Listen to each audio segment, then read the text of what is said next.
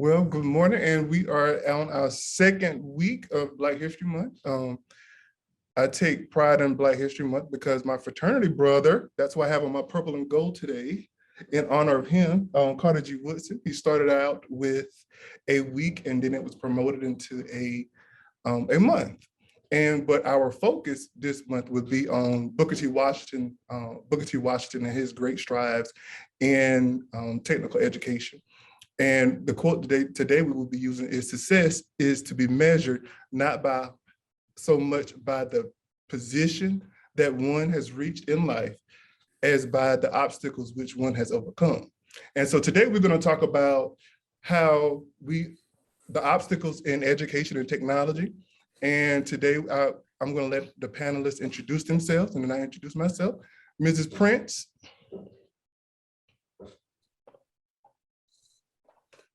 My name is Lisa Prince. I'm the Financial Aid Director at Northeastern Technical College.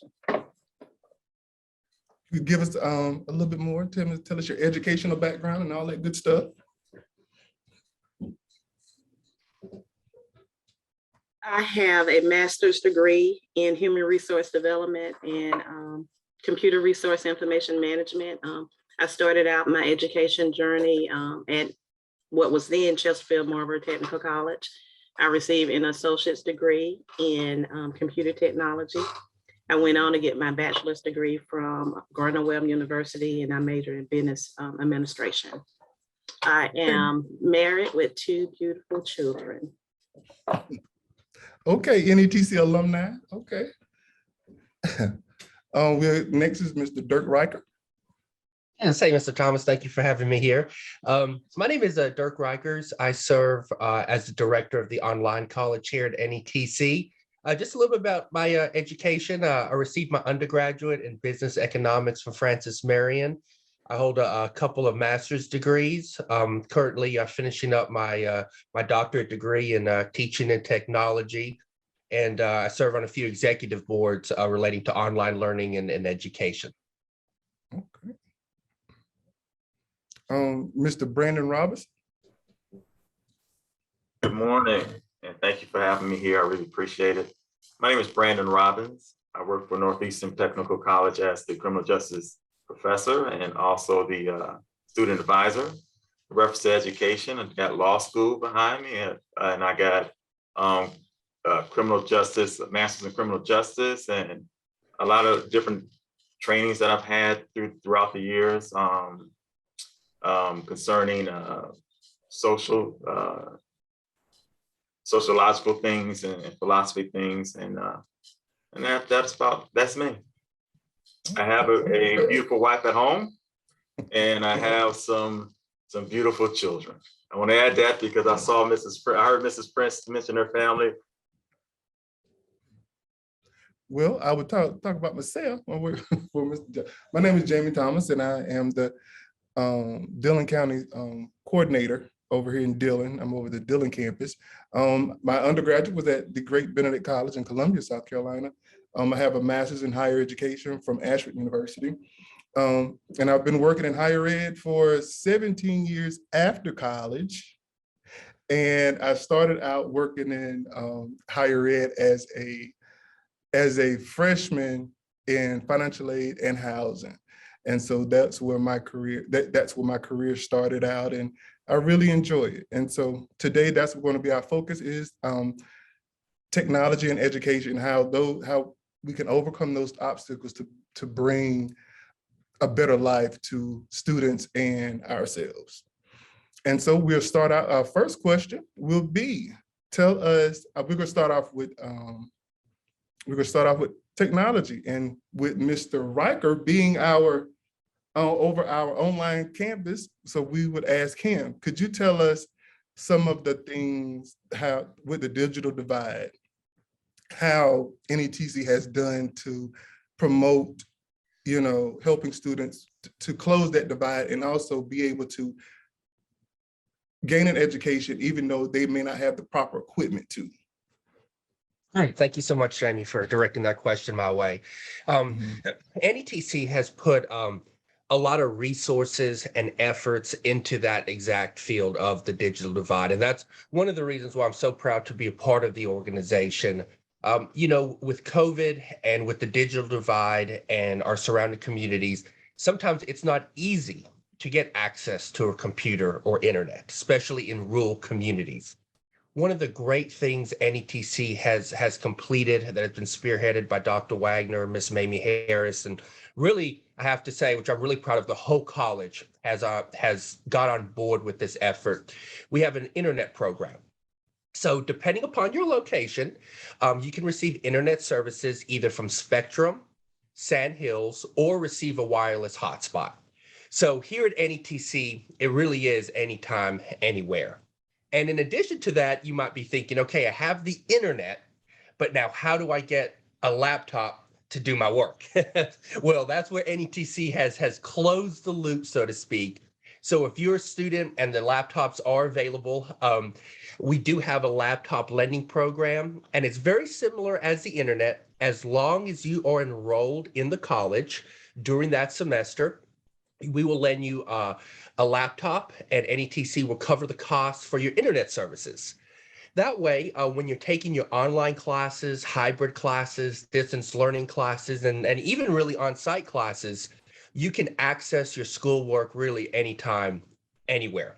And so by having those resources available and the college investing in the students and the community, everybody can receive a high quality education when they come to NETC with our laptop and internet lending program.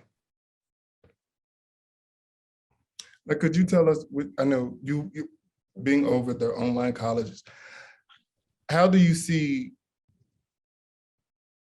that from before, because before we went to the pandemic, we didn't have that many computers, but since we have moved into the COVID space and then trying to in the endemic, hopefully we can get to that point. How has that played a part in the online college?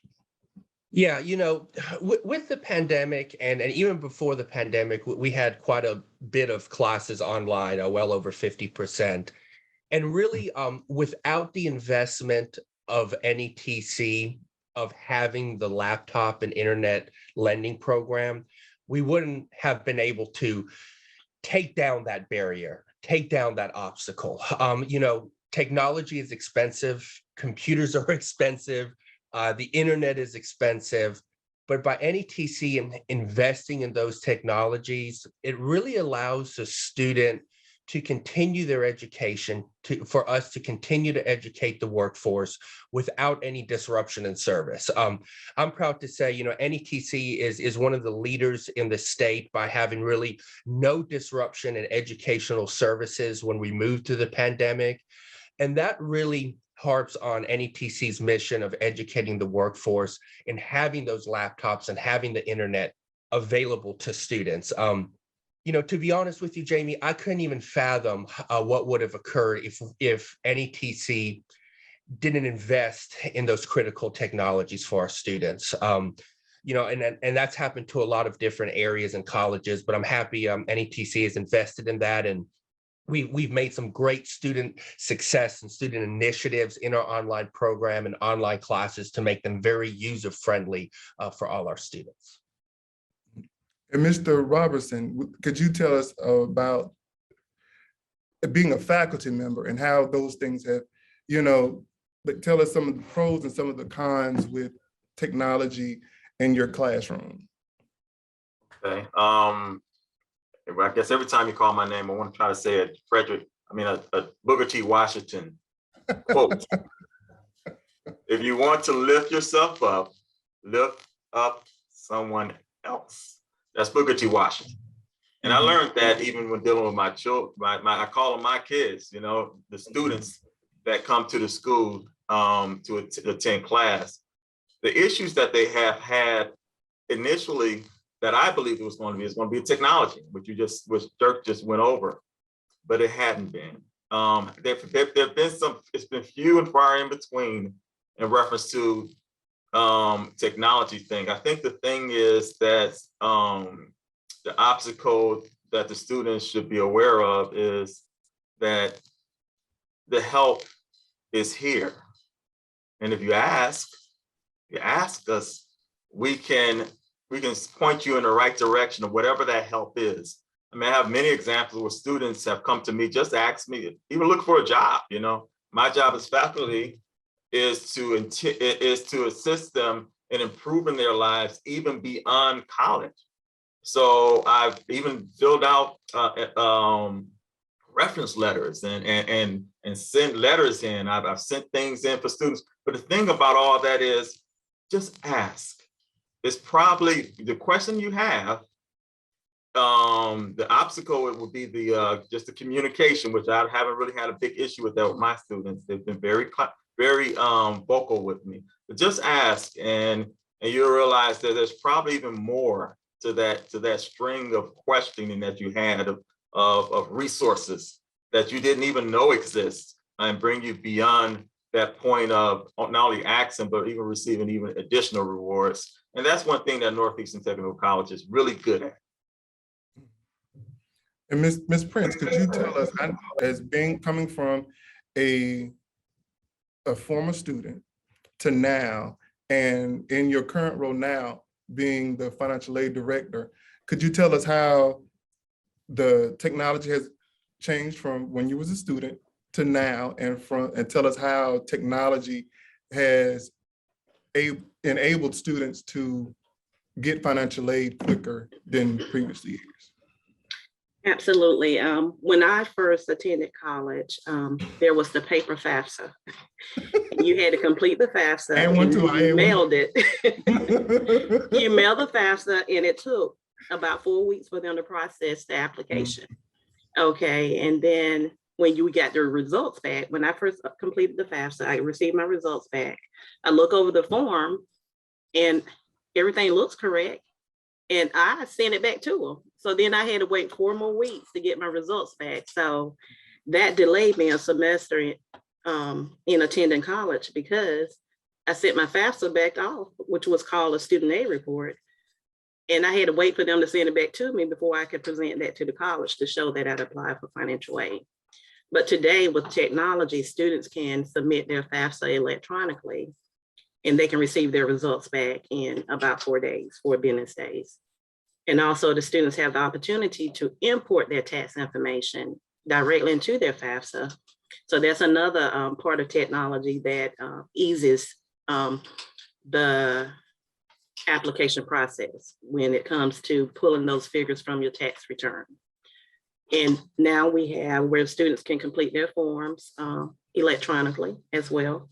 So once we receive the student's FAFSA, and if it was flagged for verification, the students can log into their self-service account anytime, anywhere, and complete those documents and submit them electronically to us, which shortens the verification time. And to piggyback up your financial aid, I know students now, you know, I've seen where students have came in and then, you know, they weren't able to complete their FAFSA because of an obstacle, because of parents not providing information. And with that, and with the new tools that are provided inside the FAFSA, that they can link their IRS information into their FAFSA, how can we help students get over that obstacle, you know, with them being able to process their FAFSAs? Well, one thing, the parent would need to create an ID in order to link the information into the FAFSA. So the student really would have to speak with their parents and let them know that, you know, what they're doing is applying for free money first, and that the parent isn't obligated to take out student loans. I think a lot of parents think, you know, if I give you my tax information, I'm applying for student loans, I'm not going to pay these student loans back. So you're on your own when it comes to complete this FAFSA. So the student needs to explain that process to the parents that, you know, I'm trying to apply for free money to attend college. And once the student obtain their parents' social security number, date of birth, and get that ID number, they can use the IRS retrieval tool to link their parents' tax information into their FAFSA. And because we are a non-loan institution, so we don't have to worry about like the parent plus. I think that's a good thing about NETC. Students don't have to worry about getting in college debt, as in like student loan debt, to go to school to better their lives for themselves and their families, because all of our programs are grant programs. Could you elaborate a little bit on that and how those grants could help students? Yes, we do have grant programs. We don't participate in student loans. And of course, the Pell Grant is the first federal funding program that we look at if the student is eligible for that funding. And if you qualify for the Pell Grant, that is free money that you don't have to pay back. And we have what I like to call stackable financial aid. We look at the students' eligibility for Pell Grant. And then after we award the Pell Grant, if there's still some additional cost for tuition, we look at lottery tuition assistance, which is a state program. And then after lottery tuition assistance, we have the SE Wins scholarship program, which is also a state program. It's for students in eligible programs or meet the income criteria. And now we have a new program, which is a pilot program for the spring, which is the SE Workforce Scholarship for the Future. And this scholarship covers students' tuition and fees after all of other funding is applied to the student's account. And then there's the Life Scholarship for students that graduated high school with an overall 3.0 GPA on a 4.0 scale. So there's a lot of funding out there that students can apply for, but they just need to remember that most of those funding sources starts with the completion of the FAFSA. Thank you. Well, Derk, could you give us some tips on how, we can better, help, close some of those obstacles or get over those obstacles that students may have in technology? Yeah, sure. Mr. Brandon, who teaches our CRJ, he's a fabulous instructor, like all our instructors here at NETC. And he really hinted on something that I like to elaborate on.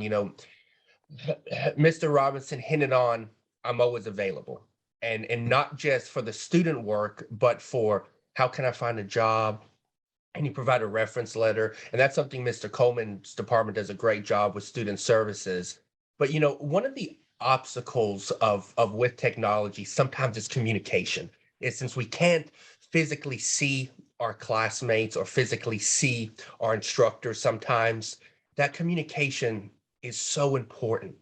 And sometimes in an email, you write an email and sometimes the tone is maybe you don't know how to take the tone of the email because it's a written word, or maybe an exclamation point, or maybe a student is using all caps and they don't mean to, and that means somebody's yelling. But what Brandon hit it upon that was really key is our faculty, our staff, and our administration is here for students. And sometimes a phone call helps resolve an issue. And as I mentioned with an email, sometimes that intended tone or message doesn't get across like we wanted to. And all our faculty, full-time adjunct faculty, as all our staff and administration, we're always here available for a phone call or video conference. So I always suggest to students, if you receive an email from your teacher and you're maybe not understanding the exact message, or maybe you have some follow-up and you're having a hard time expressing yourself in an email, just reach out to the instructor and say, hey, can we schedule 5 or 10 minutes to have a Zoom meeting or a phone call so I can further ask my question? And you would not believe how many times, I would say it's about 99.9% of the times, just by having that simple phone conversation can help alleviate some technology concerns. It's kind of funny, we're talking about technology and all the fancy technology, and I'm talking about a phone call, but sometimes communication in that medium helps. So, one of those obstacles is understanding what's expected of you as a student here at NETC, and do your classwork and do everything on time, especially with all the technology tools we give you as a student. But if you need some further clarification, be a self-advocate for yourself. Just don't let that one or two obstacles stand in your way. Reach out to somebody, come to campus, email somebody, call somebody like I mentioned, and we're all here to help you. We faced, I know I faced many obstacles in my life and my career, and we all have as educators here at NETC, so we know where our students are coming from. So just reach out to us and be that self-advocate, and we'll help you with any technology issue or anything that we can help you to make sure you get your credential here at NETC. And Mr. Brandon, could you tell us some obstacles that, give us some pointers on how students could, better themselves in the classroom and some of the obstacles that they may have and how they could overcome those obstacles, for a better education, if here or at any university. Okay. When you're speaking of obstacles, you mean obstacles in their personally daily lives? That's too. Yeah. Mm-hmm. Okay. Well, I guess I'll give it out. Well, let me say it this way. The best way I can answer this is to talk about myself. Okay. I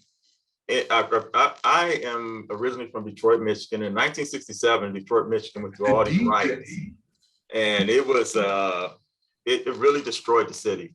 There's 43 people dead and 342 people injured, and 1,400 buildings burnt down. And I remember how hard it was because education in my family was key.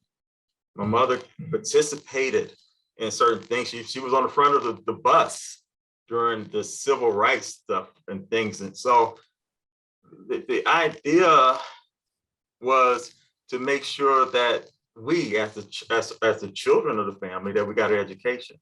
However, it was so hard because it was cold. We had no electricity. We had no water, no gas. We were struggling to eat.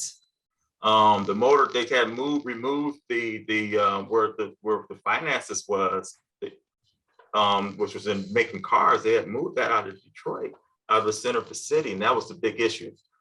And I remember that my parents were the type that was face it head on. And they would give me those messages, face it head on. And they want us to be realistic and don't be emotional and make emotional decisions and to do our best. So in overcoming obstacles, that became easy because they were my examples of that. And now that put me in, and then it would also point me into directions of certain people that could help, like certain teachers. I had teachers that I even remember to this day, school counselors to this day, that was there, that was able to assist me along the way. So surrounding yourself, as Booker T. Washington puts it, success always leaves footprints. And those footprints that you make, always make sure that you help someone else. And that's what my parents did. So education was the key. I did start by going to a technical college. That is how I started my journey, going to a technical college. And but I also did dual enrollment, because I did dual enrollment at the University of Michigan while I was in middle school. Wow. So yeah, I was, at that time they said I was smart. But the thing was, my mom, when we all came home, mind you, there's 7 of us in a small house. We slept on the floor by a fireplace. My mother cooked our food with using those skillets and stuff, using the fireplace. And I'm sure that there's some students that are here right now who go through the same types of things. It's not easy, but I'm sure that there's someone in your life, including the members of this panel and the people who work at Northeastern Technical College, that will help you. The idea is to never quit and to continue to move forward, because obstacles they're gonna be there. I got obstacles now, and every one of this panel have obstacles. It's a part of life. But the idea is to never quit to push forward for your success. Surround yourself with people that are good people that can help you. And then guess what? The footprints that you make in your success is something that makes me continue to be successful. I love having a student in my class, and I love helping them along the way. And that's the idea behind success. You continue to move, you continue to reach, and you use your resources. Great. I knew you had 7 sisters and brothers. It's,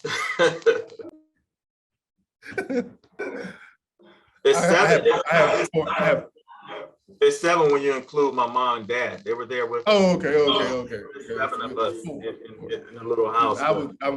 I was the youngest, but all my sisters. I have 4 older sisters, but by the time I came along, it was only me and my sister. She was 12 years older than me, so I was pretty much in the house by myself. So with that, let's take off of that. Could you tell us about education? Let's switch to education.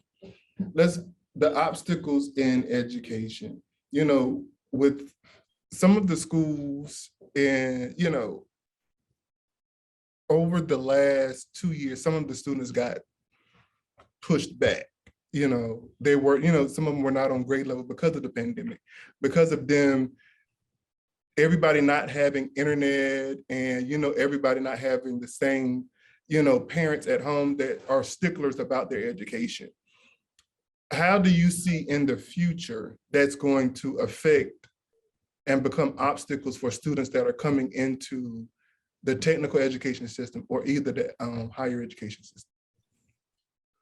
Well, that's a 2-part question because it has a pro and a con, but I want to stay positive because I want to make sure that someone who's listening realize that you can do this.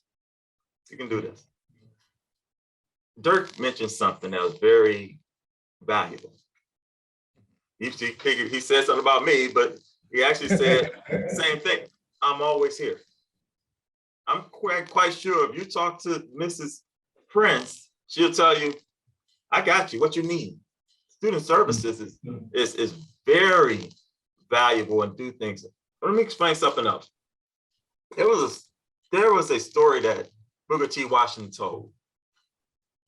He said that he was building the schools, right? And as he was building these schools, everybody was trying to help. And his old lady came in with 6 eggs. Think about that, that's all she can give. And she said, use that. That's the same attitude that most educators that I meet have. They want to help. And there's somebody in your life a lot of times that say, I don't have much, but use this. And that is something that they have to remember, is to use your resources. Every resource you have. If you have a resource that you can use, you use it. We even do the Mrs. Ellis, she at this college. She was collecting clothes for schools for students to go and do interviews. Guess what? We gave. I know I did, And because the thing is, we're here for you. I think Booker T. Washington was thinking about it this way when he was thinking about education. And a lot of things, he was thinking about it this way. I am here for you. Doesn't that sound simple? I'm here for you. And in all that journey that he had to walk miles before he got to his first school, right? All the way up north, right? Oh, yeah. All those journeys that he went through and all those trying times, he also had the message that we all have to experience. Don't give up. Yeah. So we're not giving up and we're pushing forward. And if you didn't know where your resources are now, here we are. We're right here. In these communities right now where you live and you listen to this, we're right here. We're saying, if you want an education, there's a way. Yeah. But we're gonna help you. We So I think that's the thing about the obstacle. They're always going to point back to the thing of where do I get that help? Who's going to help me? We are. So Ms. Prince, I know you've been a student at NETC, and I know this Dirk, you're up next because you come behind her. Ms. Lisa, I know now when you started out, we didn't have online college, but tell us the progression of the different modalities that you've seen from when you were in school to now, and how you've seen for the betterment of the student experience. Well, like you said, when I attended college, we had to go in person on campus to take our classes. But now, Northeastern Tech, we offer a lot of online classes, which for students, it's a convenience because that allows the students to be anywhere and take their classes, or they can be home if they have childcare issues. They can take their classes in the comfort of their home, which eliminates the childcare problem. If they have transportation issues, that eliminates transportation issues because they're home. That saves them money if they don't have money to purchase gas to get to school. So with availability of online classes, that eliminates several obstacles for the students that may not be able to attend if they didn't have childcare or if they didn't have transportation to get to college. And Dirk, tell us about the different modalities. You know, I know some people, the word modality, because, you know, if you're not in the higher education, I mean, the higher ed space, or, you know, you don't know, or the educational space, people don't know what modality is. Could you tell us what modality is and tell us the different modalities that we do offer here at NETC? Yeah, sure, Jamie. That's a great question. You know, here at NETC, you know, our mission is, you know, to educate the workforce. And in order to do that with our surrounding communities, we need to have a flexible schedule and modality. And really, you know, I think of the word modality, it's just another word of how to take a class, of the different formats. And that's really the easiest way to think about it. So, you know, here at NETC, you know, we have our purely 100% online modality. And, you know, and that's very convenient, as Ms. Prince mentioned, with our busy lives, with our schedules, sometimes with transportation issues. Having high quality online education is imperative, and that's what we do here at NETC. In addition to our 100% online education, we have our hybrid classes. So that's, you know, you can come on site a little bit, and then you have the rest of your courses online. So it's really the best of both worlds. And if you think about that, you know, if you want that in-person experience, but you still also want to get familiar with technology, we have that option there. That's what our hybrid format is. And then also here at NETC, we have our distance learning, which is a very interesting and a very popular format. And what we call distance learning here at NETC is you can go to any one of our campuses in our surrounding communities. You can sit in a physical classroom and you will see your teacher through a TV screen. And that teacher will be located at another campus. So you'll get that in-person instruction as well in a different type of format as seeing the teacher through a television screen. But then you'll also have a little bit online work, if you will, where the teacher will load stuff on the D2L shelf. And that's one of the great things here at NETC is regardless of the modality you're taking classes, everybody has access to our technology services. And one of those is our learning management systems, D2L. And in addition, what NETC offers is the Office product suites. And I want to talk about that for a second because that really helps our students overcome obstacles. You know, with inflation and everything else in this economy, you know, past, present, future, everything's expensive. And as a college student, we all have a very limited budget. And with our office.com suite, how students log into email, we also offer students a free version of the Office products, Microsoft Word, Excel, PowerPoint. So not only do we offer students internet services and a laptop to do their work, we'll also have students access to software for them to complete the work. And I think that is a key part, and that's what makes NETC so special, is we really look at the student holistically to make sure he and she is successful here at the college. And that always reminds me of I'm a sports guy. That always reminds me of Michael Jordan and the coaches he's had and the mentors he had. If you know anything about Michael Jordan, he was cut from the team. He had a big obstacle ahead of himself, but he had a lot of good folks around him, like we have here at NETC around students, to help them overcome obstacles and for them to be successful.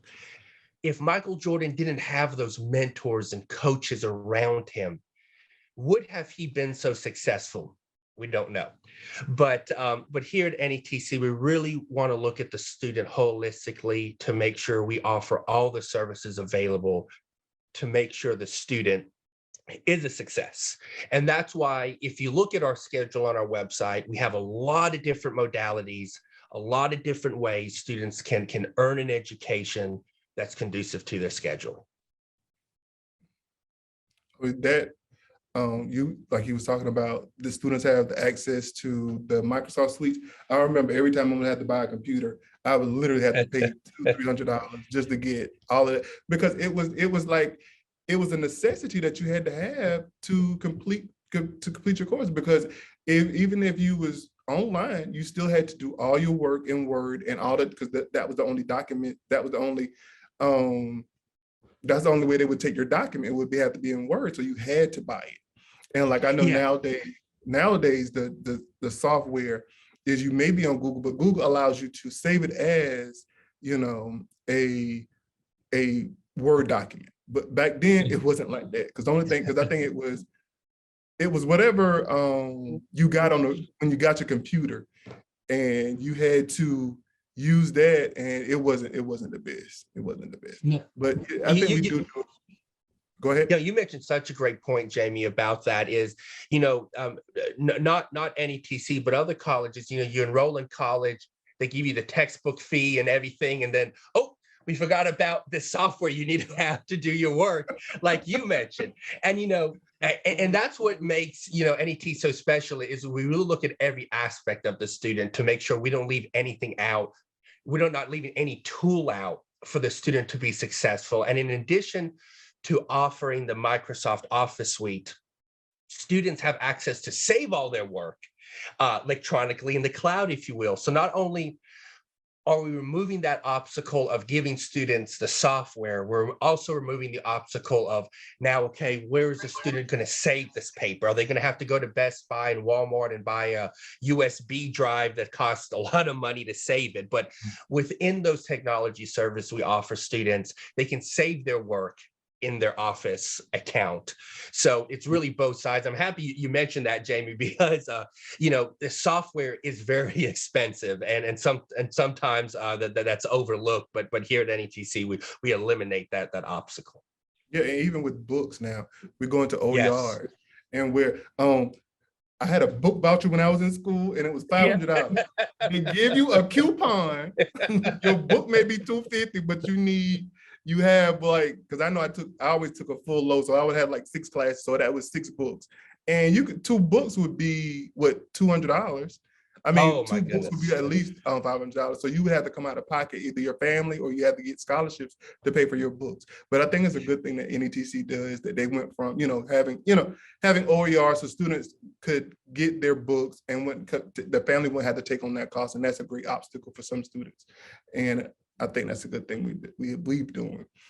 Yeah, no, that's definitely, Mr. Ron Stafford, our head librarian, he is spearheaded that OER initiative. And I always like to say the quote from our president, Dr. Wagner, is we're in the education business and not in the textbook business. So you can take many of our classes with 0 textbook costs or very low textbook costs. I'm talking about $20, $30, not the $200, $300, $400, $500 that Jamie and I used to remember when we were taking classes in college. And then they would only give you $5 for the book, you take it back. You know, I was always early in the bookstore to try to get the used book, but even the used book was still like $100. Yeah. Well, okay. Now, do y'all have your Black History facts on standby? Do we have them ready? Do you have them ready? And so we could start with Miss Prince. Ladies first. What's your Black History fact? My Black History fact is the Honorable Rhonda Reed Winston. She's a native of Cheraw, South Carolina. She's the daughter of the late Rosebud Reed, an educator, and Mr. William Reed, which is a mortician. He had Reed's Funeral Home here in Cheraw. She was one of the first African-American students to attend the segregated white schools on the freedom of choice in 1967. She was the first African-American valedictorian from Cheraw High School in 1972. She graduated cum laude from Duke University in 1976 with many honors and awards. She also later in 1979 graduated from Duke University School of Law. She served as the public defender and also as assistant district attorney and in other capacities up until 1994. In 2009, President Obama reappointed her, and then she retired in 2016. And I think Miss Ellis said she's 100 years old. Wow. Her father, Mr. Reed, is 100 years old. He's 100 years old. Yes, Ooh. and he still resides in Cheraw, South Carolina, as of today. Oh wow, he's seen a lot. Mhm. 100 years. Brandon. Yes, sir. I'm sorry I went out for a little while. The internet here kind of been a little funny. It doesn't have to be someone from the state. No, it doesn't. It doesn't. No. Well, I'm going to use someone from. How about I use my mom? Okay. That's a Black History fact. Yeah. My mom, Black History fact in reference to my mom's. I already mentioned about her being on the front of the bus. It's the civil rights stuff and things going on. And as a child, I got to meet Rosa Parks and things like that, and some other important people in my life. So I'll say my mom. She was a entrepreneur, and she also was a housewife, and she became a pastor, and she became an evangelist. So as a housewife, she raised us and gave us very important education. She made sure that if this is Black History Month, well, in Detroit, they brought something new at the time called Black History in school. And she signed me up, and I went to Black History starting from elementary school. My teacher, one of my teachers that I really remember, his name was Mr. Smith. So she always pushed for education, and she ended up retiring as a bishop. And now she's retired, and she's still a great speaker. And she taught me how to publicly speak. Matter of fact, she would have us read and sit, and then she would say, "Tell me the story." And we would sit there and take turns and play the thing of telling the story. So that helped my public speaking. Mr. Riker. Yeah, sure. You know, I have two Black History facts, if you don't mind, Jamie. You know, if you know anything about me, I love my snack food. If they can move the vending machine to my office, I would be a happy camper. So with that in mind, I'd like to focus on inventors for Black History Month. And I'm a big potato chip guy. And so Mr. George Speck here, took me some notes so I don't miss anything, has said to believe to create the first potato chip at his restaurant. So that was very interesting in the 1920s. And actually one of his employees in the restaurant went off and was a salesman and created Lay's chips. So that's pretty interesting regarding the inventors, inventions, entrepreneurs. And talking about education specifically, Miss Lucy Stanton, she was the first African-American woman to ever graduate college in the 1850s. And her commencement speech was to appeal anti-slavery. So I think those two individuals are very important to our history and the shaping of America. Okay. Well, my Black History fact is that HBCUs, I'm a big component of HBCUs. I'm a graduate of one. So South Carolina has a total of 8 HBCUs, 6 private. And my institution was founded by Bathsheba A. Benedict, who was, she was from the North, and the Black History fact is about HBCUs, but it was a Caucasian woman that donated the money to for the founding of Benedict. And so she donated $14,000 back then. This is back in 1870. So probably was way more than what it's worth now. But she did that. And so it was a way of us in the South being able to get an education, because we weren't privy to go into certain spaces or certain schools. And so if it wasn't for them, a lot of us would not have our education now, and we wouldn't have been able to build, even the Black middle class and different things like that. And so I would like to thank her. And I would also like to thank the HBCUs in the state of South Carolina and the nation for educating us for over close to 200 years. And I will open the floor for questions. Do we have any questions from the floor? Facebook, are you out there? Any questions? Jamie, I would just like to say that this was a very informative session. Kudos to all of your panelists for all the great information that they shared. Just letting the students know and our community know that that students can overcome the obstacles and the barriers that are placed in their pathway. That we here at NETC are here to help any student. So come on and see us. We waiting. I have no questions in the chat. I want to give thanks on behalf of everybody that's coming here, on behalf of the Board of Trustees, the president of the college, the administration, for just allowing us to put on this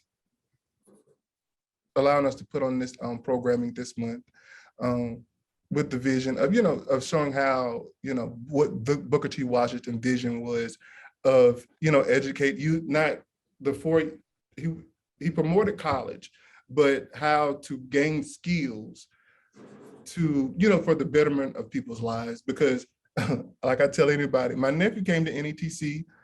He was in the CDL program. He got a CDL. The person who he was in the truck with, they started co-driving, because when you first start out, they don't let you off by yourself.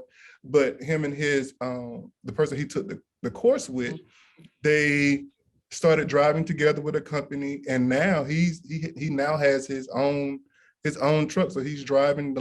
He was going to Chicago yesterday. So, I believe in NETC because, my nephews and my nieces, I don't have my kids myself, but nobody can tell you they're not mine. And so, if I believe in a place enough to allow my nephew to come here to gain his education, I feel like this is a great place. And so with that, do we have any more questions? Yeah, I have one. Yeah. Yes. I want to straighten out a mistake. William J. Reed is 102 years old now. Oh, okay. Not 102. Yes. Well, thank you. I missed 2 birthdays. Yeah. Well, that's great. And That's living history right there. he's still very sharp as well. We may have to bring him on campus one day. Yeah, why not? You know, Yeah. you probably have some wonderful stories and things that he can tell as time has changed. Yeah. To Yeah. Because that means he was 50 when NETC started, right? 50, 51. yeah, yeah. Oh, wow. Woo. Yeah. But yeah, okay. I thank everybody for coming. I think we over our time. My producer and my producer is flashing the light on me to wrap it up. All right, thank you guys for everything. I want to thank the panel again, Derk, Lisa, Robin, and Mr. Hodges. I know you were out there, but I couldn't get you in there. But thank you for everything. Excuse me, I think when I register him, and I think his name was showing up on my Zoom. Okay. Yes, but I did talk Okay. with him this morning prior to the event, so I'm not sure what happened. Yeah, probably technical difficulties. But we thank everybody for coming. We thank everybody for their information and just thank everybody. Thank you so much, and y'all have a great week. And try to stay warm. I hope it's sunny in some other parts of South Carolina because it's kind of dreary today here. Great. Thank you for having us, Jamie. We appreciate it. All right, have a great day. Thank you.